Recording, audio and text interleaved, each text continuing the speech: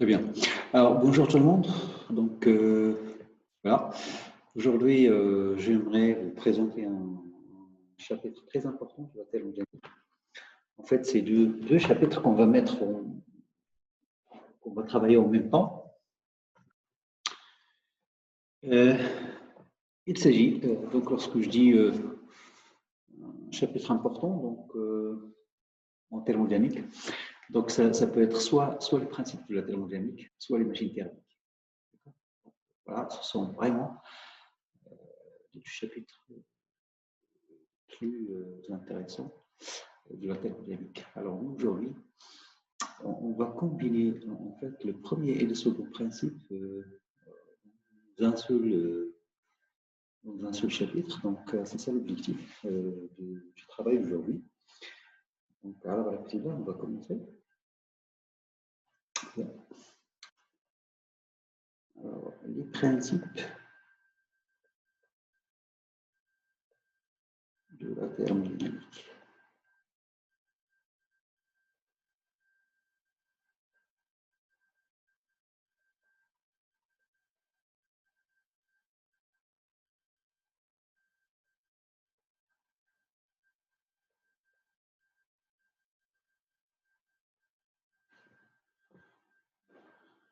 Bien. Alors, voilà. Donc, premièrement, on va énoncer ces principes. Très bien. Alors, ce que vous devriez savoir dans un premier temps, c'est que les deux principes de la thermodynamique s'intéressent à des grandeurs extensives. S'intéressent à des grandeurs extensives. La première grandeur extensive, c'est l'énergie interne. D'accord, c'est le premier principe. Et la deuxième grandeur extensive, c'est l'entropie, d'accord, qui est l'objet de ce principe de la thermodynamique. Très bien. Alors, c'est pour ça on se donne, on considère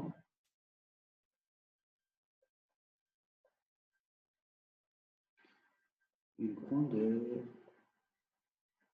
extensive X, d'accord, a priori quelconque, d'accord, on va le considérer, voilà, une grandeur extensive quelconque. Okay. Alors maintenant, considérons un système thermodynamique, d'accord, considérons un système thermodynamique, donc, qui est là, par exemple. Alors, dès que vous parlez du système thermodynamique, dès que vous avez défini en fait, le système thermodynamique, attention, c'est le système thermodynamique, qu'est-ce qu'on a à l'intérieur? Vous avez un système thermodynamique. Donc, dès que vous avez précisé votre système thermodynamique, alors automatiquement, vous avez le milieu extérieur, ici, et bien sûr, le système thermodynamique et le milieu extérieur, elles sont séparées par une paroi.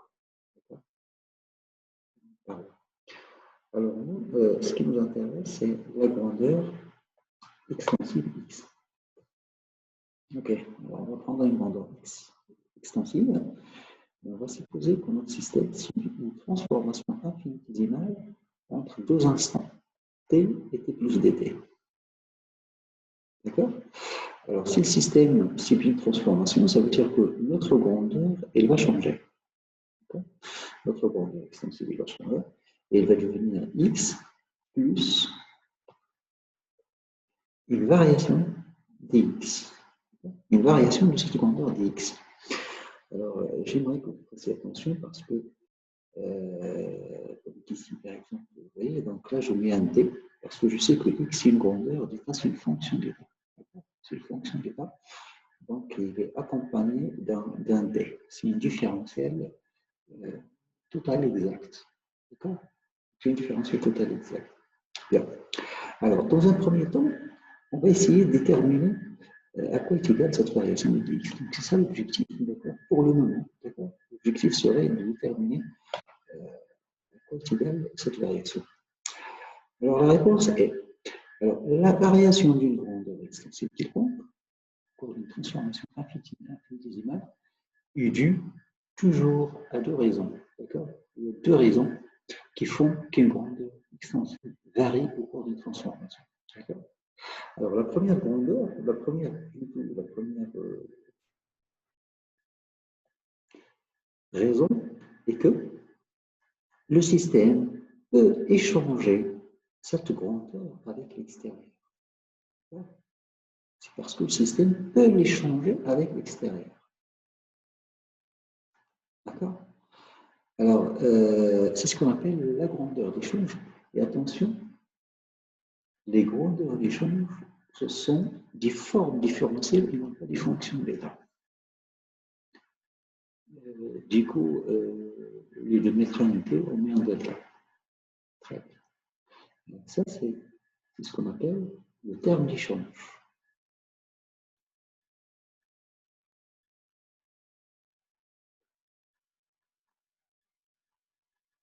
Le terme d'échange avec le milieu extérieur. Très bien. Ça, c'est la première raison. Ça, c'est juste la première raison qui fait qu'une grandeur extensive change de transformation. Il y a une deuxième raison. La deuxième raison, et c'est la plus importante, c'est que une grandeur extensive peut être générée à l'intérieur du système. Peut être générée ou bien créée à l'intérieur du système. Ok. Alors, voilà. Alors, cette génération, ou bien cette création, c'est ce qu'on appelle XC, C, pour désigner la création de la grandeur à l'intérieur du système. Et c'est aussi une forme différentielle. Alors, bien sûr,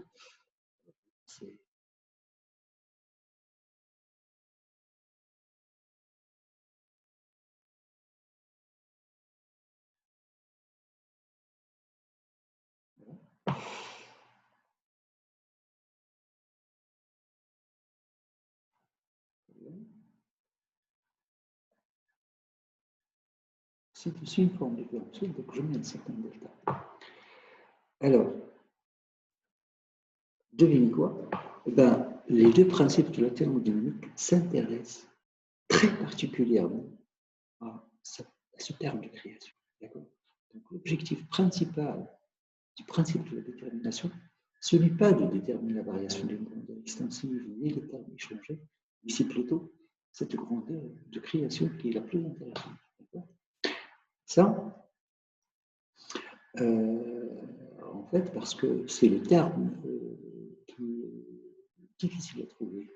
Au cours des transformations, le terme le plus difficile à trouver, c'est le terme de création, delta x, delta x. Par contre, ça, c'est des x et une forme différentielle. La détermination des formes différentielles, la détermination, pardon, c'est une fonction d'état. La détermination des fonctions d'état, c'est toujours facile à faire. Pour des raisons qu'on a déjà vues en fait, et qu'on verra encore un peu plus tard. Et pour les termes d'échange, c'est aussi pas trop difficile à trouver. C'est vrai que c'est plus difficile que dx, mais pas aussi difficile que delta xc, parce que c'est une grandeur échangée au cours de la transformation.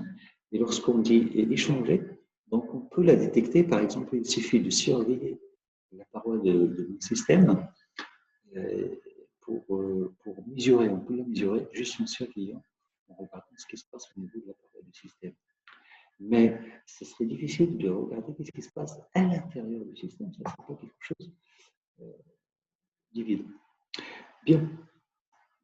Alors, vu tout ça, donc voilà quoi qu'il y a de x. La variation de x, c'est la somme de deux choses. Un terme qui change avec l'extérieur et un terme de création à l'intérieur du système.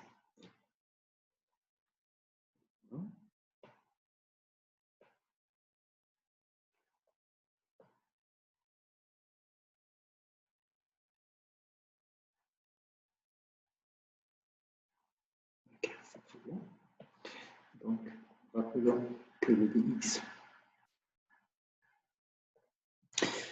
c'est ce qu'on appelle la variation. La variation de x. Le delta xe, c'est le terme qui change.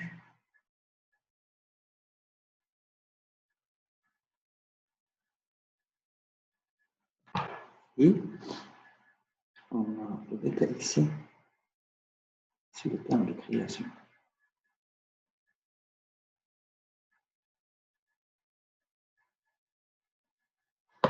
Okay. Et on avait dit que, en fait, la variation de x, c'est quelque chose qui est facile à trouver, donc facilement accessible.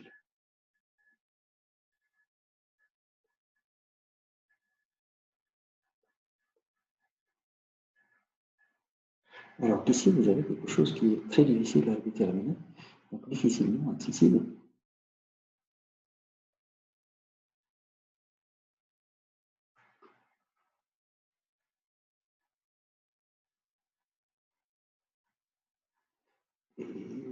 Et là, vous avez quelque chose entre les deux, quoi. Donc, pas trop difficile, mais pas trop facile. Alors,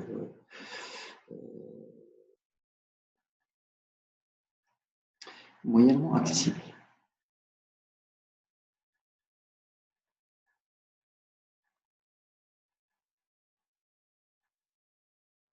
Il y a une difficulté moyennement accessible.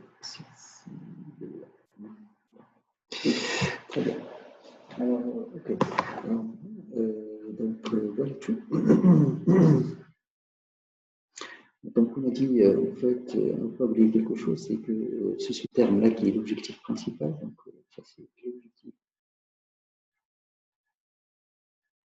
principal. Voilà. L'objectif principal dit le principe. C'est l'objectif principal. Bien, on va commencer par énoncer le premier principe. C'est là qu'on va énoncer.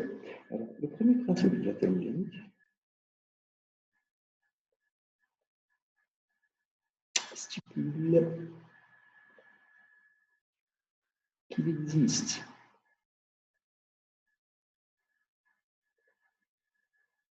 une fonction delta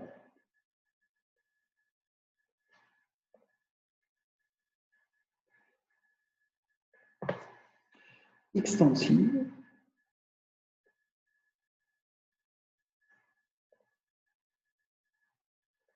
appelée énergie interne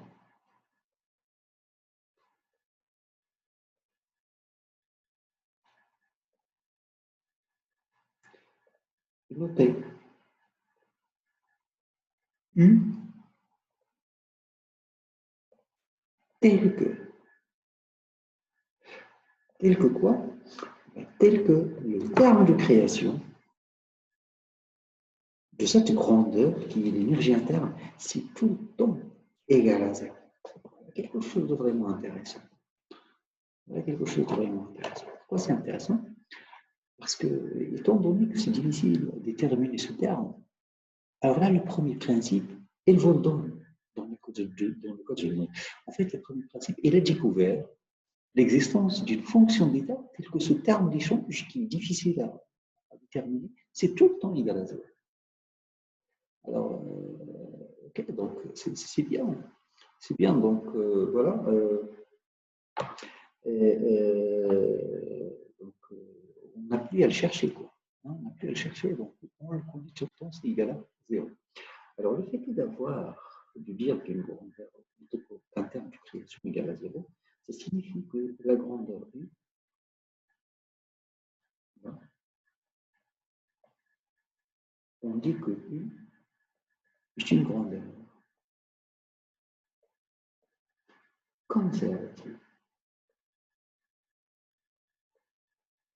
On dit que U est une grandeur conservative. Et c'est pour ça d'ailleurs qu'on dit que également que le premier principe de la thermodynamique, c'est un principe de conservation. C'est un principe de conservation de l'énergie. Il y a le dicton qui dit que nous tous, qui dit que rien ne se crée. Rien ne se perd, mais tout se transforme. C'est ça le premier principe. Donc rien ne se crée, ça veut dire que le terme de création, c'est égal à zéro. Mais tout se transforme. Tout se transforme, c'est-à-dire, tout se transforme. Donc, c'est l'énergie qui se transforme. L'énergie, on ne pourra jamais la détruire. Donc, bref, ce qui fait que si l'énergie interne d'un système thermodynamique varie au cours d'une transformation, c'est grâce aux échanges avec l'extérieur.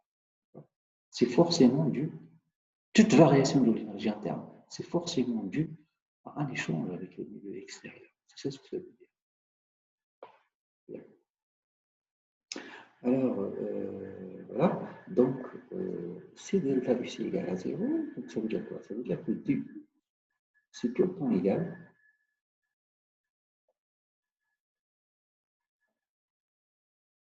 à l'échange de l'énergie.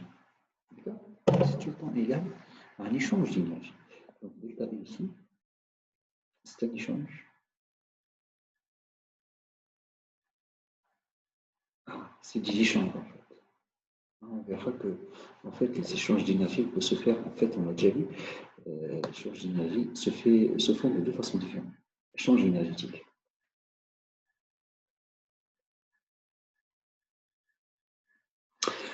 Alors, les échanges énergétiques, on les connaît pour un système thermodynamique. Et on sait que ces échanges énergétiques comme ici, ils se divisent eux-mêmes en deux parties. Donc, il y a une partie qui est macroscopique, c'est le travail. Il y a une partie qui est microscopique, c'est la chaleur. D'accord? C'est la chaleur. Bien. Alors, voilà. Donc, ici, travail. Et là, c'est la chaleur. On joue. Voilà. Donc, c'est très important. Donc, c'est des grandeurs qu'on a déjà étudiées dans le passé, comme chez les travaux. Maintenant, pourquoi on utilise le second principe? Pourquoi on utilise le second principe? Pourquoi ça sert? Alors, étant donné que le terme de création dans le premier principe est tout le temps égal à 0, alors, en fait, lorsqu'on l'utilise, ce serait pour déterminer l'énergie échangée. De toute façon, lorsqu'on utilise les principes de la thermodynamique, c'est toujours pour déterminer la grandeur la plus difficilement accessible. Alors, étant donné que le terme de création, c'est tout le temps égal à 0, donc on a des transformations dans le cas de l'énergie interne. Alors, donc la grandeur qu'on va chercher, ce serait le terme d'échange, d'accord? C'est-à-dire soit le travail, soit la chaleur. Mais en réalité, entre nous, il sera utilisé en fait pour déterminer le transfert de chaleur, d'accord? Parce que c'est la grandeur qui est difficilement accessible entre les deux. Si vous savez, le travail, c'est pas trop difficile à trouver. Mais par contre, ce qui est microscopique, c'est pas évident à trouver. Donc ici, on va dire que le premier principe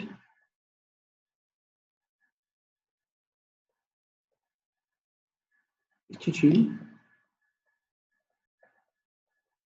si on cherche à déterminer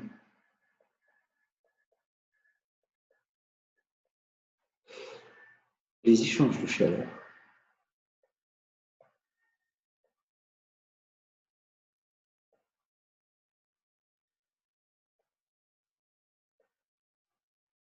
au cours d'une transformation thermodynamique irréversible. Alors pourquoi irréversible et non pas réversible? Parce qu'en fait, dans le cas d'une transformation irréversible, nous avons des expressions. Hein, on l'a déjà vu dans le chapitre avant, nous avons des expressions pour déterminer le delta Q. Donc il n'y a aucun problème. Et c'est toujours le cas de transformation irréversible qui pose la théorie. À chaque fois qu'on parle de transformation irréversible, alors là, il faut vraiment faire appel au principe de la thermodynamique. Il ne faut pas se contenter d'utiliser les expressions qu'on vous donne dans le cours. Parce que généralement, les expressions qu'on vous donne, que ce soit pour le travail, de toute façon, pour le travail, ça va, il n'y a pas de problème. On a une expression pour transformation réversible, nous avons également une expression pour une transformation irréversible. Pour la chaleur, on a des expressions pour le cas de transformation réversible. Donc, voilà. C'est pour ça que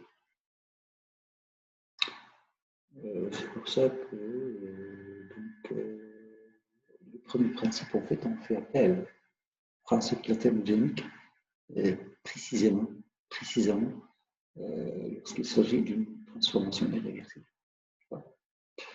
Donc, dans le cas contraire, c'est pas obligatoire. D'accord. Bien.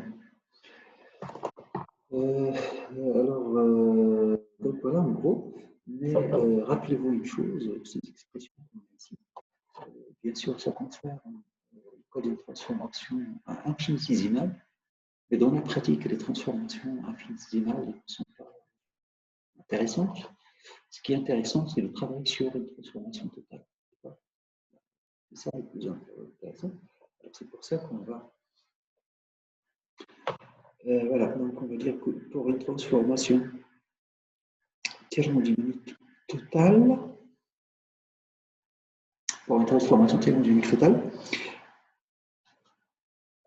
bien sûr, on n'a qu'à intégrer. D'accord. On n'a qu'à intégrer. Donc, voilà. Donc, une transformation totale, donc on part de l'état initial ici jusqu'à l'état final. D'accord. Ce qu'on avait jusqu'à présent, c'était le cas de transformation infinitésimale. D'accord. Donc, voilà. C'est là que nous avons un DU et un delta Q et un delta W. Voilà. Alors, au cours d'une transformation totale, on va parler de delta F, d'accord, de l'état initial jusqu'à l'état final. On va parler du Q, de l'état initial jusqu'à l'état final, et de W, bien sûr, de l'état initial jusqu'à l'état final. Alors, donc, du coup, en intégrant, on a quoi? On a delta I, de l'état initial jusqu'à l'état final, c'est égal à la somme du Q, de l'état initial jusqu'à l'état final, je le mets. Même chose, de l'état initial jusqu'à l'état final. Très bien. Donc, ceci est l'énoncé du premier principe de la thermodynamique. Bien. Alors maintenant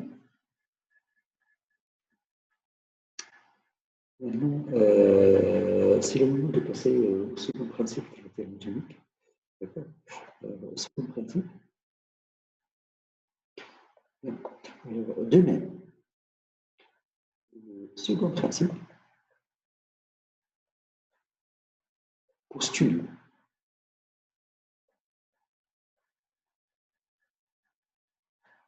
qu'il existe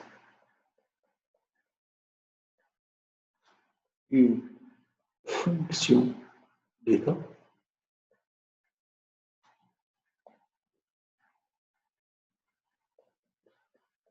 extensive, puisqu'on avait dit, le second principe et le premier principe intéressent tout le temps à des quantités extensives, appelées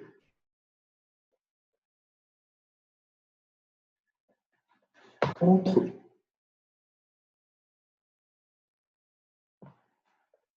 c'est ça qu'on appelle cette fois-ci, noté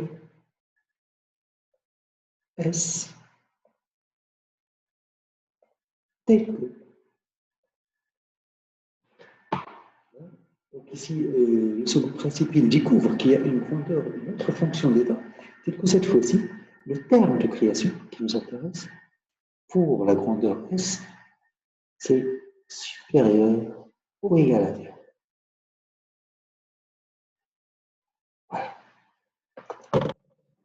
Voilà, voilà le second principe.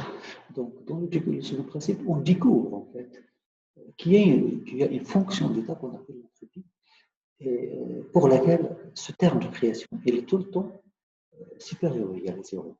Attention, l'énoncé n'est pas fini. Alors, bien sûr, il faut préciser deux cas. Donc, il faut préciser le cas où c'est égal à 0 et il faut également préciser dans quel cas c'est strictement supérieur à 0. Alors, c'est égal à 0 dans le cas d'une transformation thermodynamique réversible. Et c'est strictement supérieur dans le cas d'une transformation thermodynamique réversible. Donc, comme ça, on vient de finir l'énoncé du second principe. Donc, lorsqu'on dit l'énoncé, donc il faut l'énoncer comme il faut. Il faut présenter comme il faut et en complet.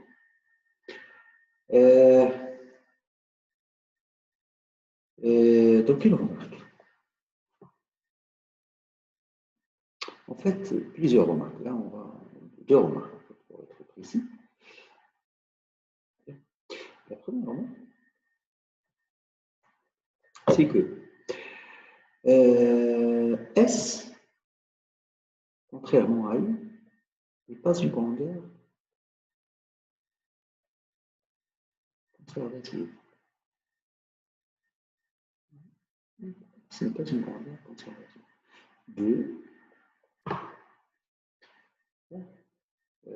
donc, parce que ça peut être différent de 0. Donc, c'est pour ça. Deux, c'est que le second principe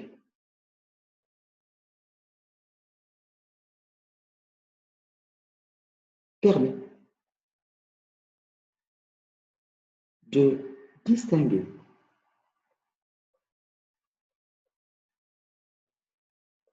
les transformations thermodynamiques qui évoluent dans un seul sens, en l'occurrence, ce sont les transformations thermodynamiques irréversibles, des transformations thermodynamiques qui peuvent évoluer dans deux sens opposés.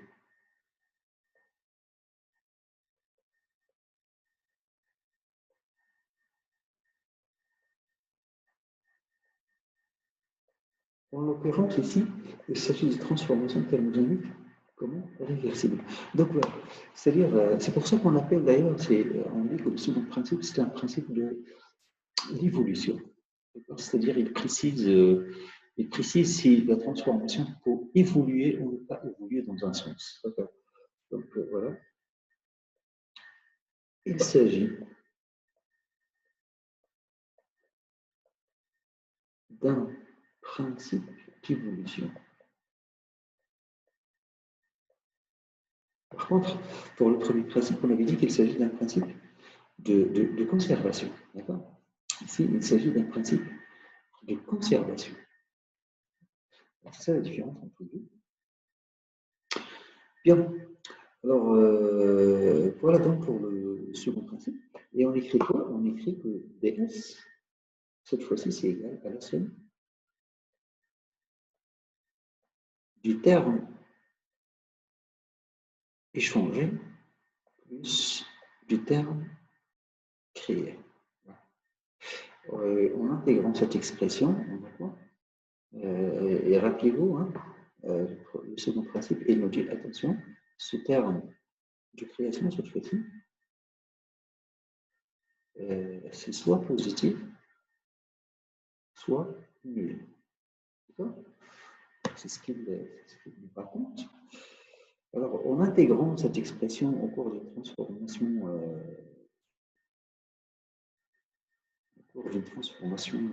totale, delta S, l'état initial et l'état final, c'est égal à S, pardon, à S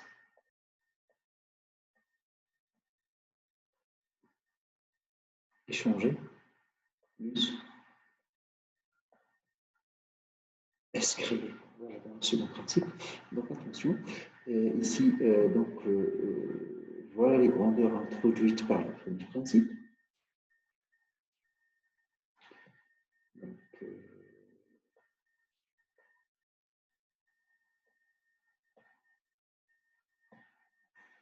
Donc, ici, on a les grandeurs relatives au premier principe.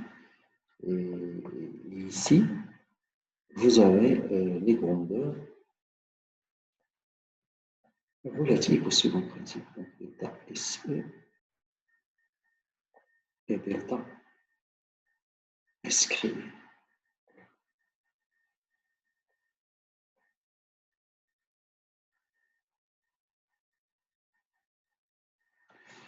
Très bien. OK. Notez bien qu'ici, il y a absence de ce terme ici, de création, dans le cas du premier principe, parce que c'est un principe de conservation. Par contre, dès qu'on a un terme de création, donc on peut parler d'évolution. En fait, ici, c'est un principe qui précise, en fait, c'est une grandeur qui peut préciser le sens d'évolution du système. Cette grandeur, on voit.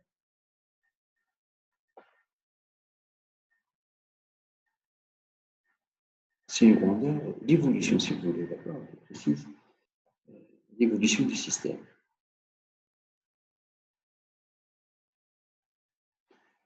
Bien. Bien. Alors, donc, voilà. Donc, c'est ça le travail.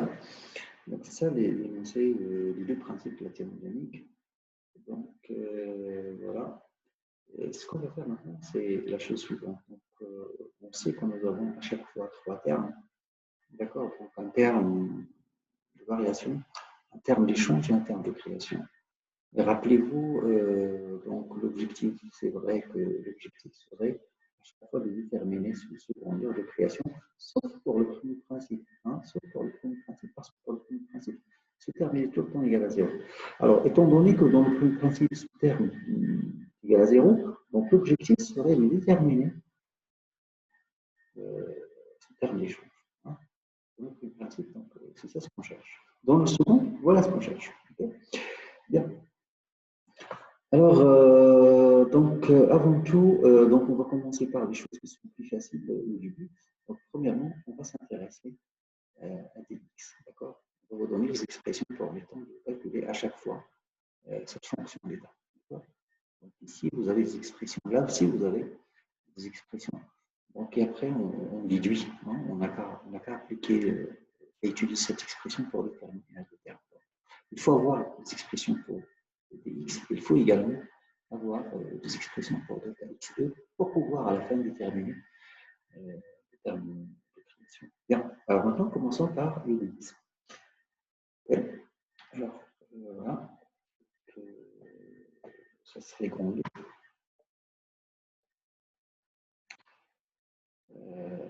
Variation. La variation des x, d'accord? Bien. Commençons par la variation de l'énergie interne.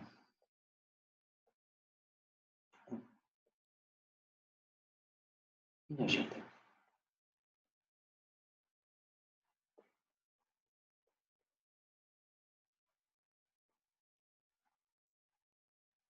Et à chaque fois qu'on parle de l'énergie interne, il faut aussi parler de l'enthalpie. Hein, et on sont toujours associés ces deux-là.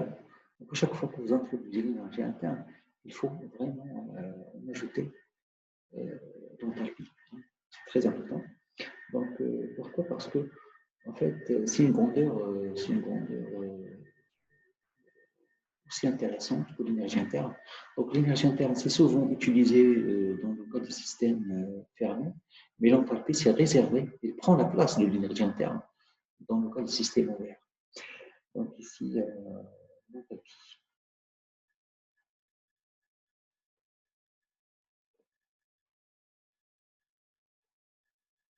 l'énergie interne et l'emballage. Voilà, donc nous, ce qu'on cherche, c'est à quoi est égal dU et à quoi est égal dH. Très bien. Alors, le point de départ, c'est commençons par U. Alors, U est une fonction de.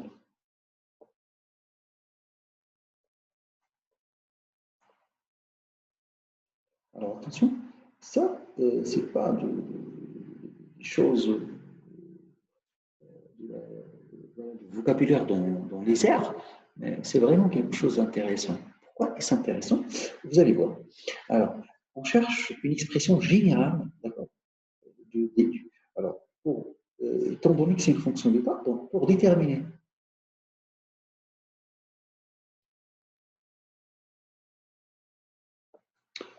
une expression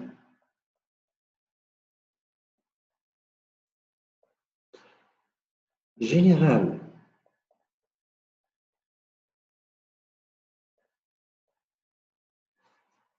de début, on peut travailler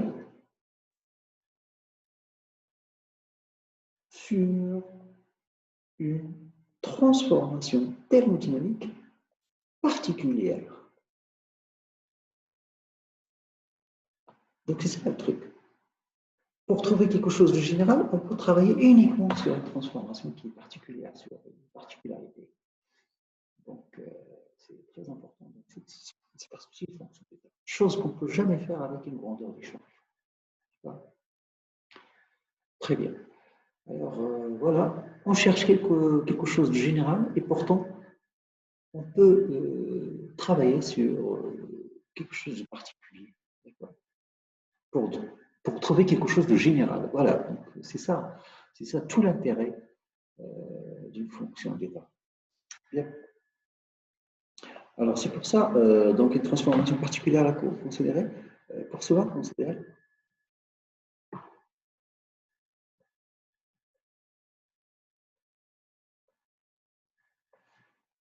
une transformation très thermodynamique très particulière, c'est une transformation thermodynamique réversible. On travaille sur le cas d'une transformation thermodynamique réversible. Bien. Alors, dans le cas d'une transformation thermodynamique réversible, on a quoi? Le premier principe, c'est bien dU égale delta Q réversible plus delta W réversible. N'oubliez pas ce qu'on cherche, c'est ça. Mais j'aimerais quand même faire signaler quelque chose. C'est que, vous voyez ici, voilà, lorsque nous avons un delta, une forme différentielle, ben, il faut préciser la nature de la transformation pour pouvoir déterminer. Il faut vraiment préciser. Donc j'ai mes réversibles ici, mais je ne le mets pas ici. Parce que ça, c'est une fonction d'état. Ça, c'est une fonction d'état. Lorsque je travaille avec une fonction d'état, lorsque vous avez un D comme ça, tu n'as pas à préciser la nature de la transformation. Tout ce qui compte ici, c'est la nature du système. Voilà. On a intérêt peut-être à savoir quelle est la nature du système, mais pas la nature de la transformation. Alors que ici, il faut connaître les deux à la fois. Il faut connaître la nature du système, mais aussi la nature de la transformation. Voilà, c'est pour ça qu'on dit la détermination du grandeur d'échange est assez difficile plus difficile que pour la détermination du grandeur d'état. Bien. Alors, voilà. Alors, c'est là qu'on va revenir sur le chapitre précédent, parce que dans ce chapitre-là, nous avons en fait donné toutes les expressions qu'il faut dans le cas d'une transformation réversible, uniquement dans le cas d'une transformation réversible. Donc, pour le travail, peut-être, c'est vrai qu'on a donné l'expression du travail pour les deux transformations réversibles et irréversibles, mais pour la chaleur, on n'avait que les expressions pour le code de transformation réversible.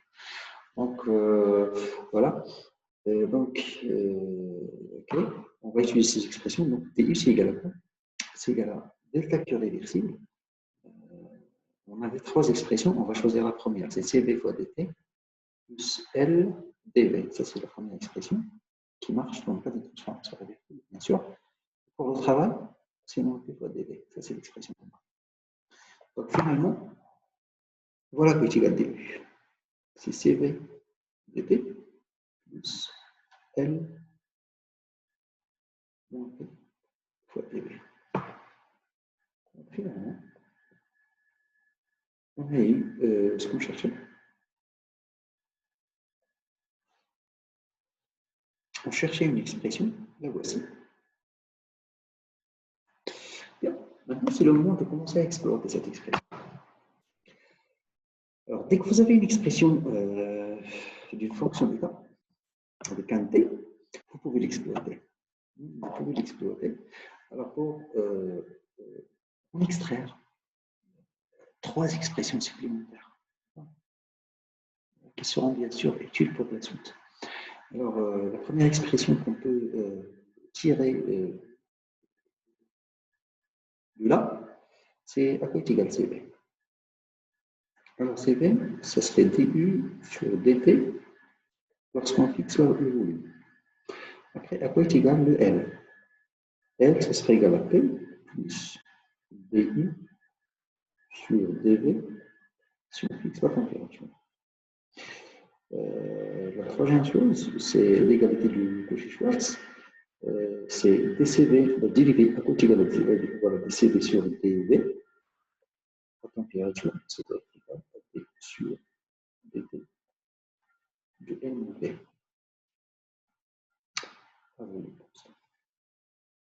Donc voilà des expressions qu'on peut tirer de la première. Ce sont des égalités en fait. C'est des égalités qu'on peut tirer de cette première expression. Alors maintenant, étant donné que je vous dis qu'en fait que la variation d'une fonction d'état, ça dépend uniquement de la nature du système. C'est pour ça qu'on va discuter le cas particulier d'un système qui est le gaz parfait. Alors, dans le cas d'un gaz parfait,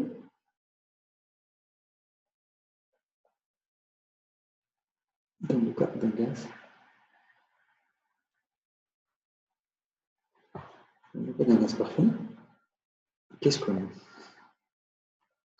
Alors, dans le cas d'un gaz parfait, souvenez-vous, dans le chapitre avant, on avait déterminé en fait à quoi est égale l'énergie interne d'un gaz parfait.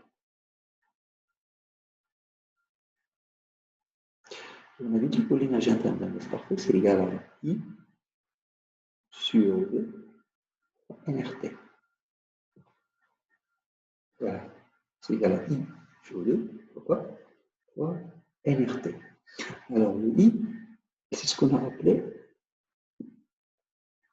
les degrés de liberté. Il désigne le nombre de degrés de liberté du système considéré.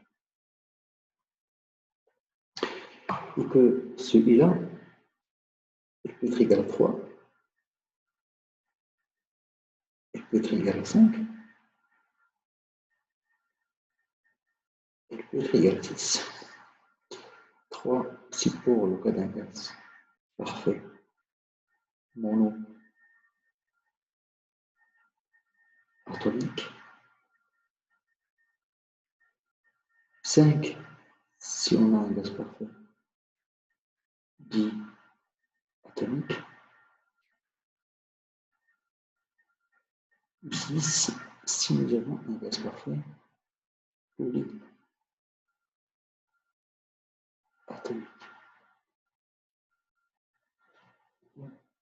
Si vous avez un gaz parfait, polyatomique. Très bien. Alors, maintenant, l'expression de que devient cette expression? Que devient cette expression? Euh, déjà, il y a une remarque quand même que j'avais oublié de vous signaler, c'est que, attention, lorsque vous avez un gaz parfait, l'énergie interne du système ne dépend que de la température. Et c'est ce qu'on appelle, c'est ce qui constitue la première loi du joule.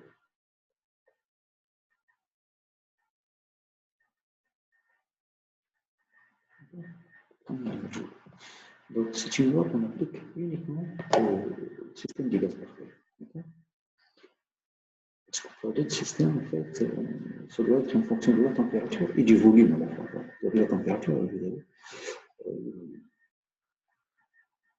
Alors, pourquoi l'énergie interne, en fait, ne dépend que de la température? Parce que, comme vous allez pouvoir le constater ici, parce que ce terme-là doit être égal à 0. Le terme associé au volume doit être égal à 0. Ce terme est égal à P. Donc, un gaz parfait, on aura L égal à P. Pourquoi? Regardez ici. Donc, vous avez L égal à P plus DI sur dV. Étant donné que U ne dépend pas de V, donc ça c'est égal à 0.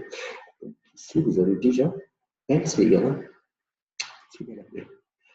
Et puis, vous avez CV. Donc, c'est égal, on n'a qu'à diviser par rapport à T. Qu'est-ce qu'on trouve?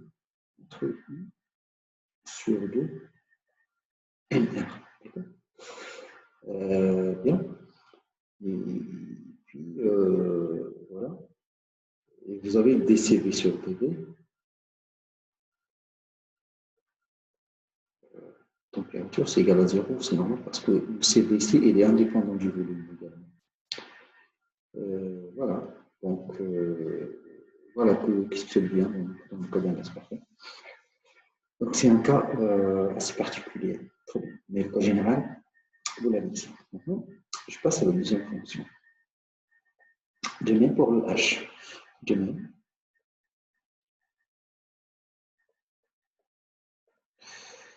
On exploite le cas particulier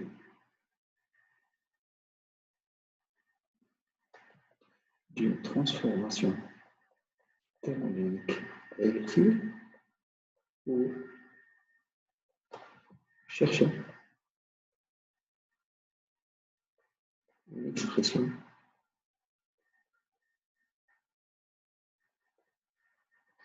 générale de H.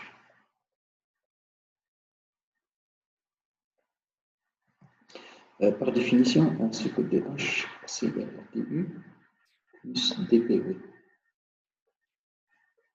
C'est égal à dU, d'après le premier principe, c'est delta qui est réversible, donc, puisqu'on va considérer une transformation réversible, plus delta de delta réversible, plus ici vous avez la dérivée d'un produit, dPV plus VDP. Donc c'est égal, delta Q, on va utiliser la seconde égalité avec le CP, donc c'est CP dt plus H dP plus PdV plus VdP, n'oubliez pas le travail, moins PdV. Donc on simplifie. Qu'est-ce qu'on trouve? On trouve cette expression pour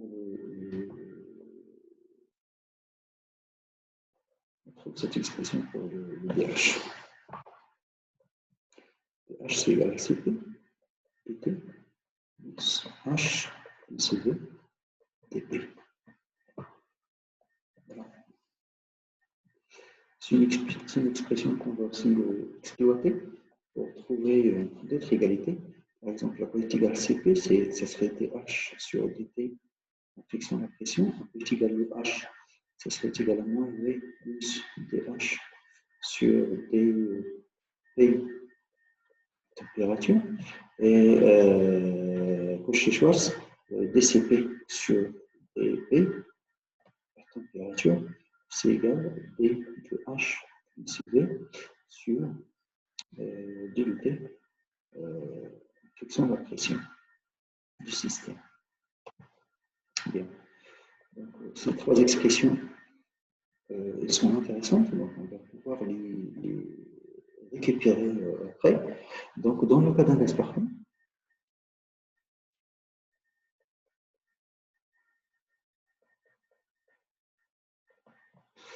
on a quoi? On sait qu'on a déjà fait que H des gaz parfaits, on avait trouvé que c'est égal à I sur 2 plus 1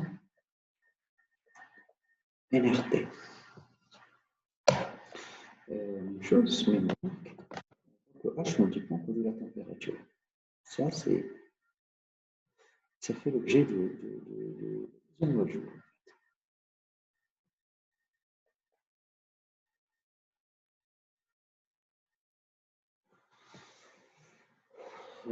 Fait l'objet du deuxième module. Voilà. Donc, alors, si H ne dépend que de la température, donc vous avez quoi? Vous avez ce terme, c'est égal à 0. Ça veut dire que H égale à moins V, et si H égale à moins V, ça veut dire que H plus V égale à 0. Vous avez ce terme-là, le coefficient de la pression, elle va disparaître. Et on n'aura plus que la température l'unique variable. Donc, ça veut dire quoi? Ça veut dire que CP, c'est égal I sur 2 plus 1 NR.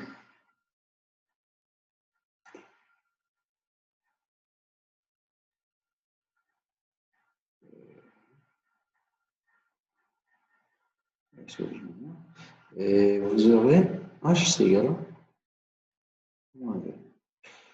Puisque H ne dépend pas de la pression. Et vous avez aussi dCp sur dP, dans le cas d'un gaz parfait, température, c'est égal à 0.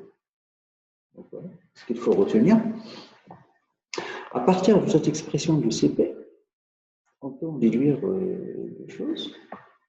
D'abord, le rapport et la soustraction. Le rapport de quoi? Le rapport de Cp sur Cv.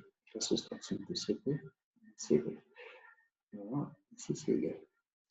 Donc Cp, donc ça serait tout simplement I sur 2 plus 1 sur Cv, on va trouver le NR, on va simplifier sur I sur 2. C'est égal à 1 plus 2 sur I. Donc ça, c'est l'expression du gamma. Ça, c'est l'expression du gamma. Et on va trouver Cp moins Cv. En calculant, on va trouver quelque chose de constant, c'est égal à NR. C'est ce qu'on appelle la relation de Meyer. C'est connu sous la relation de Meyer. Pour les gaz parfaits, la relation de Meyer. Pour les gaz parfaits.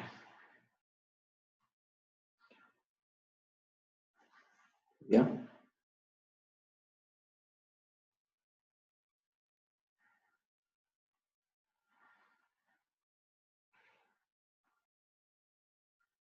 Ok, alors voilà, donc on a fini avec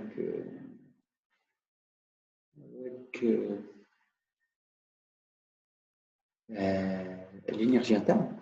Maintenant, on va faire exactement la même chose avec petit peu avec l'entropie. D'accord? On va chercher une expression pour ds. Alors,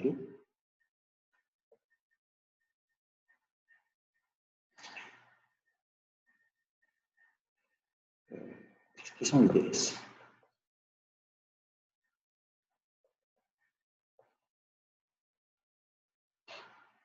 Et c'est là qu'on va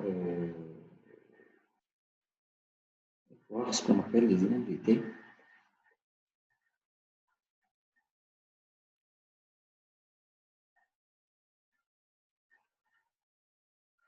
Les identités thermodynamiques. Okay? Donc, voilà. Alors, même chose. Donc, on va devoir exploiter le cas d'une transformation réversible. Ok. Alors, on a c'est que ds c'est égal à quoi? C'est égal à delta SE plus delta S créé. Dans le cas d'une transformation thermodynamique réversible, ça devient ds est égal à delta SE réversible plus 0.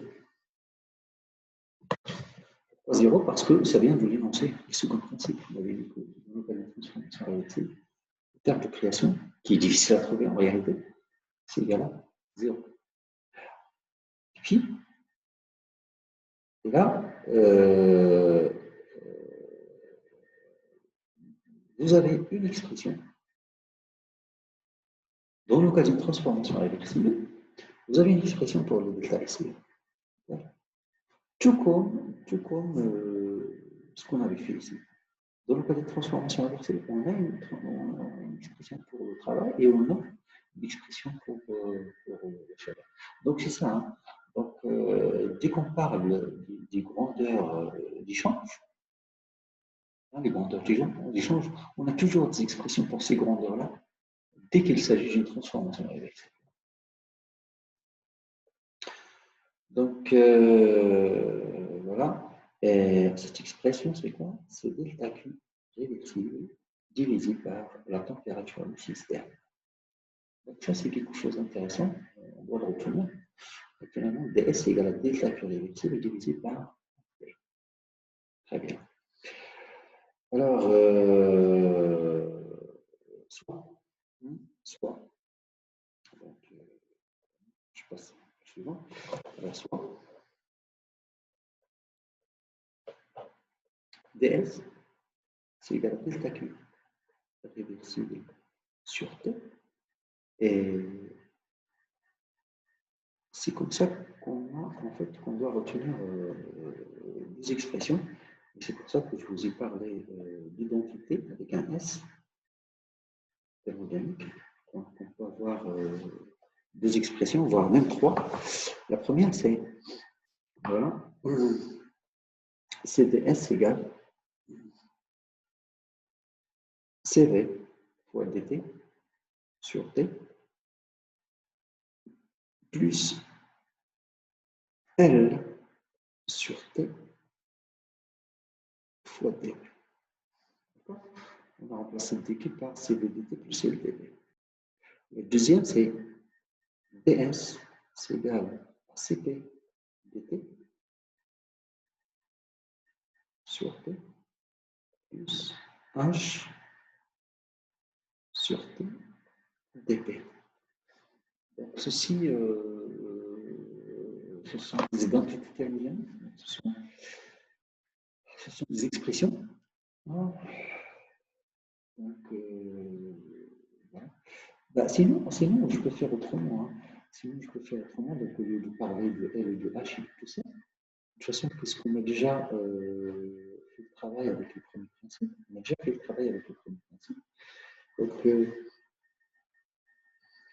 voilà. Donc, je peux appliquer le premier principe plutôt. Hein. Je vais appliquer le premier principe. Voilà. En appliquant le premier principe, on peut remplacer delta Q réversible par du moins delta W. Et ça va nous donner la première identité thermodynamique, ds égale à du plus P fois dv divisé par T. Ça, c'est la première identité thermodynamique qu'il faut savoir. Qu'il faut savoir. La deuxième, je peux la déduire de celle qu'on a ici en utilisant le H. Rapidement. Vous avez toujours le choix, donc soit H, soit L. Je peux aussi utiliser le H. Donc, avec le H, on aura ds égale P, et je vais remplacer le I par H moins PV. Et dv. Ce qui donne la chose suivante. Elle va donner ds, c'est égal à pH moins pd sur T. Donc ça, c'est la deuxième identité thermodynamique. Donc ici, on a les expressions qu'il faut. Pour la détermination de ds. D'accord? Très bien. Donc ici, ça veut dire aussi, Ça veut dire aussi que ds, c'est égal. On a plein d'expressions, vous voyez. C'est du, du sur dq moins dv. Donc, l'expression qu'on avait écrite, c'est cv fois dp sur t. Plus l sur t fois dv. Bon, c'est la même chose. Ici, on aura ds, c'est égal à cp sur t dt plus h sur t fois dp. Voilà. Ce sont ces expressions-là qui vont nous permettre de trouver coût égal ds. Bien. Alors, voilà, donc je pense qu'on va s'arrêter là aujourd'hui. On continuera la prochaine fois parce que nous avons deux expressions à exploiter. On va devoir les exploiter. Rappelez-vous, à chaque fois qu'on a une expression avec une différentielle totale exacte, on peut les exploiter pour en extraire d'autres expressions, d'autres égalités. Bien. Alors, ça, c'est un travail qu'on va devoir faire la prochaine fois. Et là, on va se retrouver prochaine vidéo.